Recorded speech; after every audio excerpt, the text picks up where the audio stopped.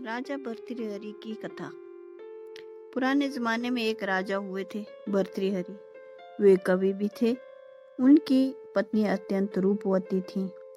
भर्तृहरि ने स्त्री के सौंदर्य और उसके बिना जीवन के सूनेपन पर 100 श्लोक लिखे, जो श्रृंगार शतक के नाम से प्रसिद्ध हैं। उन्हीं के राज्य में एक ब्राह्मण भी रहता था, जिसने अपनी निस्वार्थ पूजा से देवता को प्रसन्न कर लिया। देवता ने उसे वरदान के रूप में अमर फल देते हुए कहा कि इससे आप लंबे समय तक युवा रहोगे।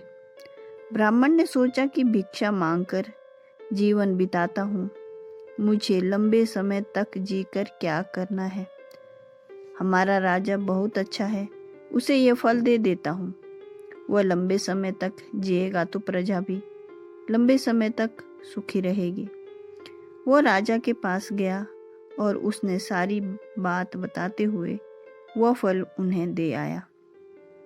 राजा फल पाकर प्रसन्न हो गया। फिर मन ही मन सोचा कि यह फल मैं अपनी पत्नी को दे देता हूँ। वह ज़्यादा दिन युवा रहेगी तो ज़्यादा दिनों तक उसके साहचर्य का लाभ मिलेगा। अगर मैंने फल खाया तो वह मुझसे पहले ही मर जाएगी और उसके वियोग में मैं भी नहीं जी सकूंगा। उसने वो फल अपनी पत्नी को दे दिया, लेकिन रानी तो नगर के कोतवाल से प्यार करती थी। वह अत्यंत सुदर्शन, हृष्ट पुष्ट और बातूनी था। अमर फल उसको देते हुए रानी ने कहा कि इसे खा लेना, इससे तुम लंबी आयु प्राप्त करोगे और मुझे सदा प्रसन्न करते रहोगे।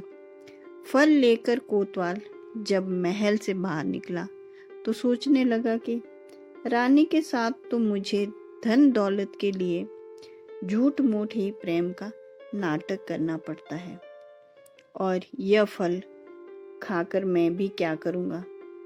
मैं इसे अपनी परम मित्र राजनर्तकी को देता हूँ। वह कभी मेरी कोई बात नहीं टालती। मैं उससे प्रेम भी करता हूँ, और यदि वह सदा युवा रहेगी तो दूसरों को भी सुख दे पाएगी। उसने वह फल अपनी उस नर्तकी मित्र को दे दिया। राजनर्तकी ने कोई उत्तर नहीं दिया और वो चुपचाप वह अमर फल अपने पास रख लिया। कोतवाल के जाने के बाद उसने सोचा कि कौन मूर्ख या पाप भरा जीवन लंबा जीना चाहेगा। हमारे देश का राजा बहुत अच्छा है, उसे ही लंबा जीवन जीना चाहिए। यह सोचकर उसने किसी प्रकार से राजा से मिलने का समय लिया और एकांत में उस फल की महिमा सुनाकर उसे राजा को दे दिया और कहा कि महाराज, आप इसे खा लेना। राजा फल को देखते ही पहचान गया और भौंचक्का रह गया। पूछताछ करने से जो पूरी बात मालूम हुई तो राजा बहुत दुखी हुए। उन्हें वैराग्य हो गया और वो राजपाट छोड़कर जंगल में चला गया। वहीं उसने वैराग्य पर 100 श्लोक लिखे, जो कि वैराग्य शतक के नाम से प्रसिद्ध हैं। अच्छा, तो आपको कहानी कैसी लगी? अच्छी लगी तो प्लीज़ लाइक और सब्सक्राइब करें।